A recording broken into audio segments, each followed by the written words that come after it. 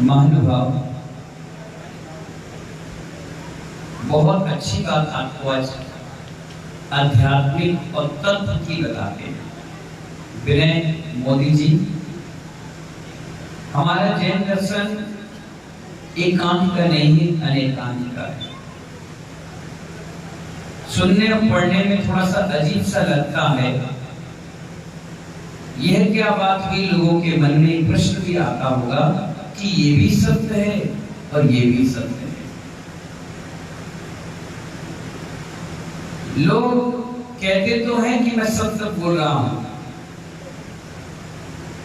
सभी लोग कहते हैं कि मैं सत्य बोल रहा हूं, मैं गीता की कसम खाता हूं, मैं बाइबल की कसम खाता हूं, मैं महावीर पुराण की कसम खाता हूं, मैं अपने बच्चों की, अपनी माता की, सबकी कसम खा रहा हूं कि मैं सत्य बोल रहा हूं, लेकिन वो संपूर्ण सत्य नहीं हो सकता। कहीं ना कहीं सत्य का अंतर आता है। क्या आता है? अंतर आता है। आचार्य कहते हैं यानी संपूर्ण सत्य कोई नहीं बोल सकता, सिर्फ केवल भगवान के अलावा। वो पूरा का पूरा सत्य होता है, लेकिन सत्य यही है कि दुनिया में संपूर्ण सत्य कोई नहीं है। सोचने वाला का माथा सन्ना जाता है। हम भी सोच पड़ गए कि भैया जब सत्य है ही नहीं, ये कैसा, या तो सिद्धांत बदल गया या हम सिद्धांत से चूक गए। आचार्य कहते हैं यहाँ सिद्धांत महान वैज्ञानिक सिद्धांत है, अपने किस्म का अनूठा, अलग हटकर, लीक से हटकर के सिद्धांत है, अलग। इसलिए तो सुनते और पढ़ते ही बिजली सा करंट दौड़ गया कि सत्य जो हम कह रहे हैं वो अधूरा है, पूरा है नहीं। बड़े बड़े दार्शनिक सोच में पड़ जाते हैं। मैं भी कह रहा हूं कि सत्य अधूरा है, तो आप कह रहे हैं अरे ये कैसे बात है। महेंद्र भाई खड़े हो जाइए। आपको यहां सत्य क्या दिख रहा है बताओ?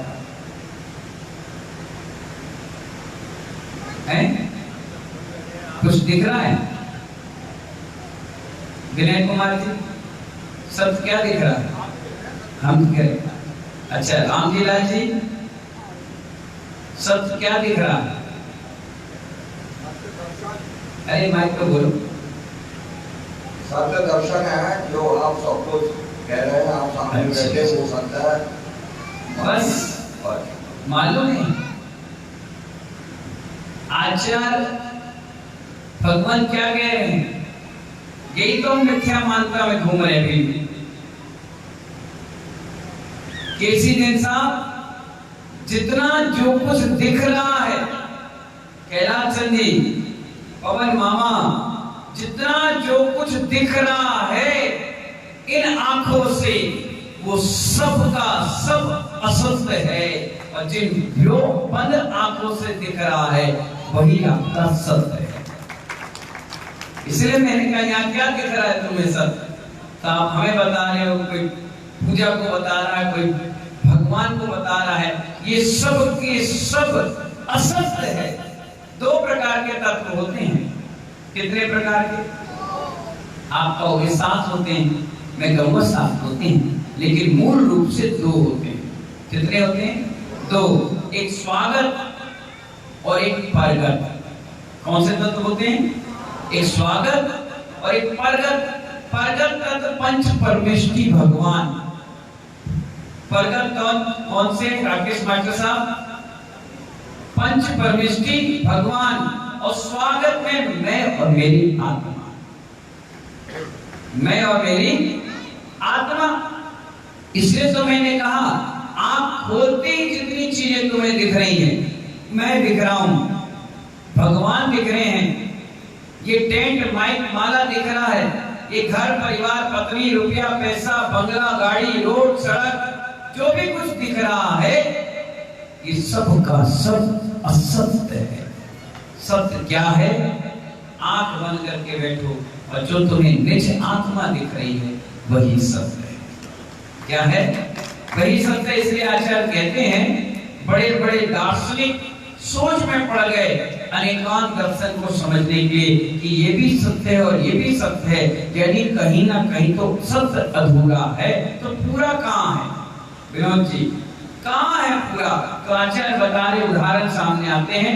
मन प्रसन्नता से भर गया, जैसी आंसर आपको मिल गया कि सत्य कहाँ है, तो आप कैसे हो गए? खुश होकर के तालियां बजाने लगे, नाचने लगे, खुश हो गए कि आंख बंद करते ही सत्य दिखता है और आंख खोलते ही सत्य उजागर नहीं होता, गायब हो जाता है। कोई भी सत्य अंतिम सत्य है। क्या कहा? कोई भी सत्य अंतिम सत्य है ही नहीं।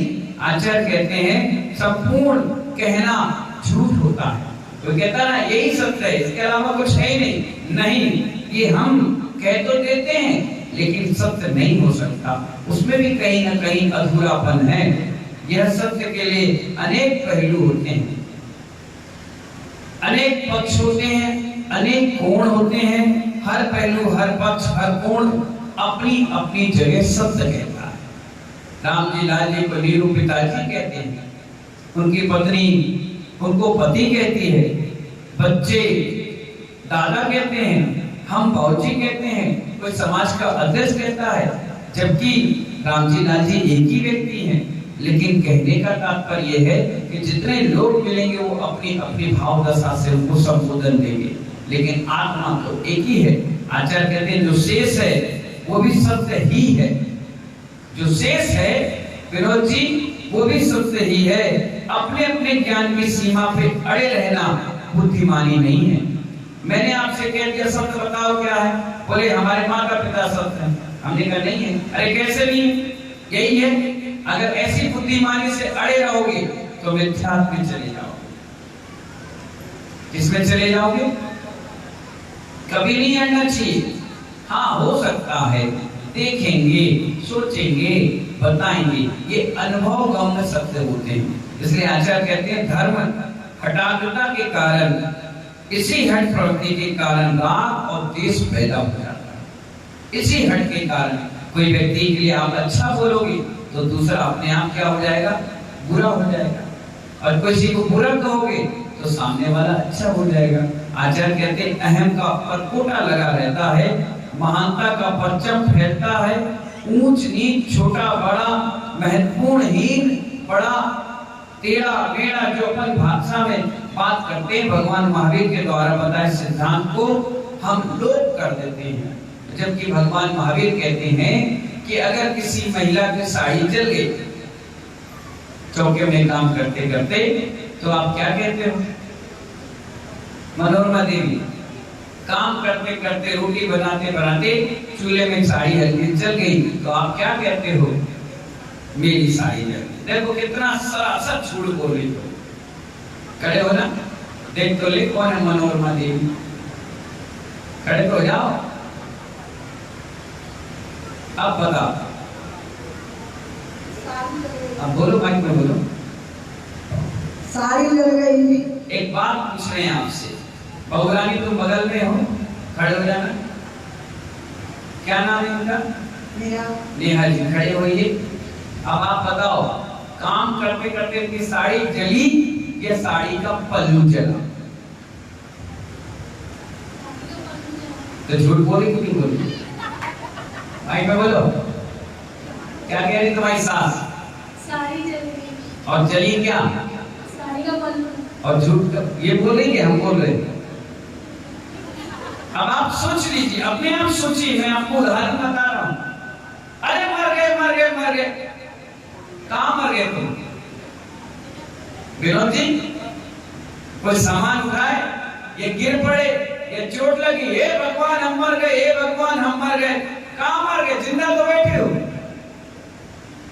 मरने वाला बोलता है कि मैं मर गया, सीधा सीधा अपने झूठ बैठ गए।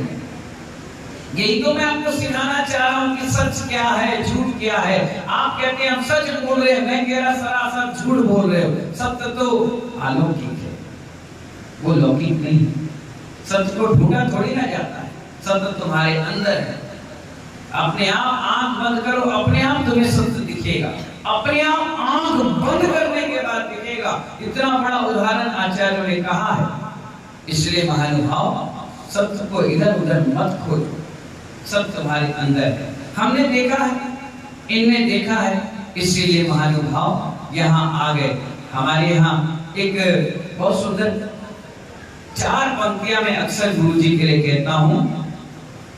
आस्था मेरे गुरुवर सा नहीं, खूबसूरत कोई मेरे गुरुवर सा नहीं, खूबसूरत कोई आस्था से बड़ी अब मूरत नहीं, मेरे गुरुवर सा नहीं, खूबसूरत कोई आस्था से बड़ी अब मूरत नहीं। वस्त्र त्यागे है मेरे प्यारे गुरुवर ने, वस्त्र त्यागे है मेरे प्यारे गुरुवर ने, क्योंकि सत्य को आवरण की जरूरत नहीं, सत्य को आवरण की जरूरत नहीं। जो तुम्हारे सामने है यही सत्य है। कभी मुर्दे से पूछो, कभी मुर्दे से पूछो कि तू क्या लेकर आया था और क्या लेकर जा रहा है, वो ये कहेगा जैसा आया था वैसे ही जा रहा।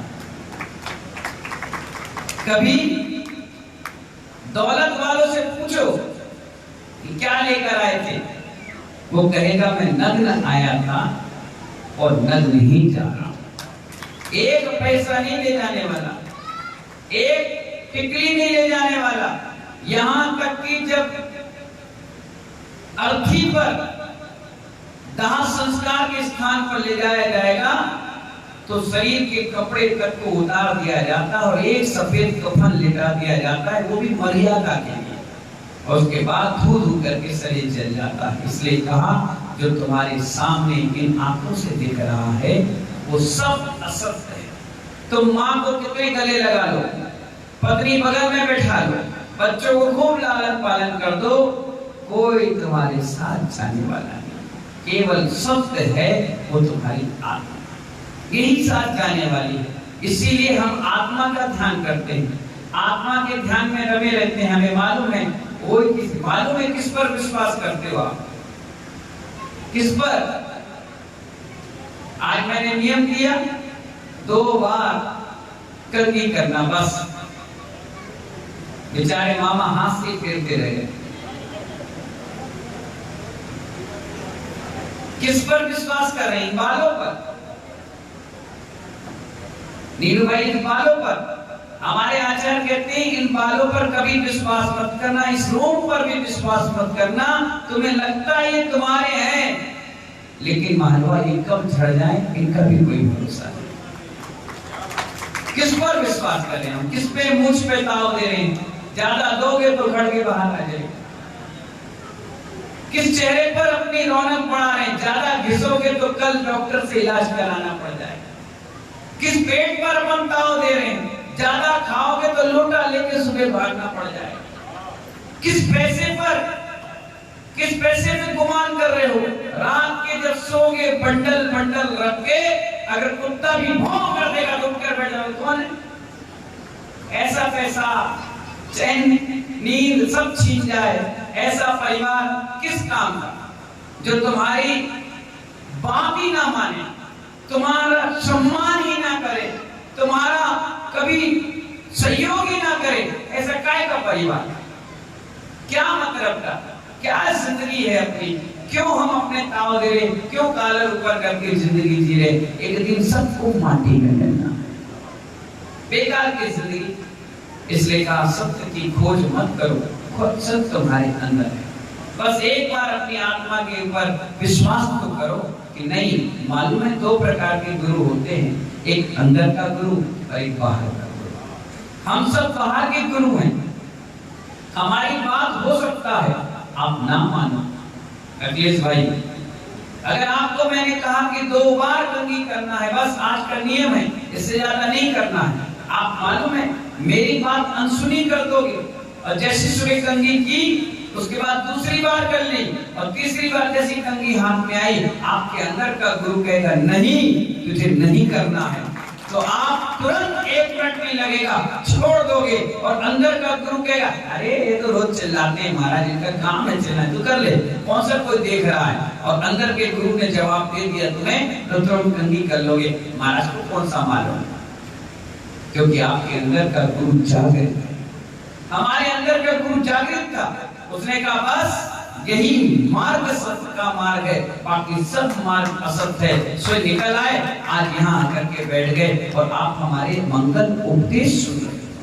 सत्य जिसने जीवन जिया है ना, वही सत्य कह सकता है, बोल सकता है, बता सकता है। जिसने झूठ का पुलिंदा बांध रखा होगा वो क्या सत्य का उजागर कर पाएगा, कभी नहीं कर पाता। दूध जल गया, आग लग गई, मैं मर गया, हे भगवान मुझे उठा लो, भगवान के ऊपर से तुम्हें उठाने के लिए, हे भगवान तुमने क्या कर दिया, भगवान तो भगवान बन गया, ना तो किसी का बिगाड़ता है और ना कभी वो किसी का बनाता है।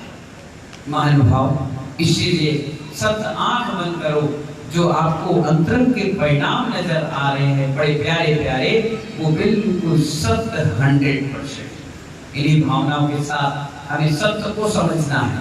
सत्य कहाँ है, किधर है, किस दुकान पे, किस मकान पर, कहाँ मंदिर में, कहाँ मस्जिद में, नहीं, सत्य हमारी आत्मा है, उसे खोजना है। इन्हीं भावनाओं के साथ आप सभी लोग झूठ कम बोले। क्या बोले? इसलिए आचार्य कहते हैं तोल मोल के बोल। बोलो, तोल मोल के बोल। ऐसे पत्थर की तरह पत्थर मत मारो, बोल की तरह कि सामने वाले के हृदय में चुभ जाए, दर्द दे, क्योंकि शब्द बाण बहुत खतरनाक होते हैं। गोली की जख्म तो भर सकता है लेकिन बोली का नहीं भरता, इसलिए तोल मोल के बोलिए, बहुत सोच के समझ कर, बहुत विचार करने के बाद बोलिए। इससे आपकी इज्जत होगी, आपका सम्मान होगा, आपका बहुमान रखेंगे लोग और आपसे डरेंगे। ये व्यक्ति बहुत कम बोलता है। तो इसी मंगल भावना के साथ जय बोलिए महावीर भगवान की।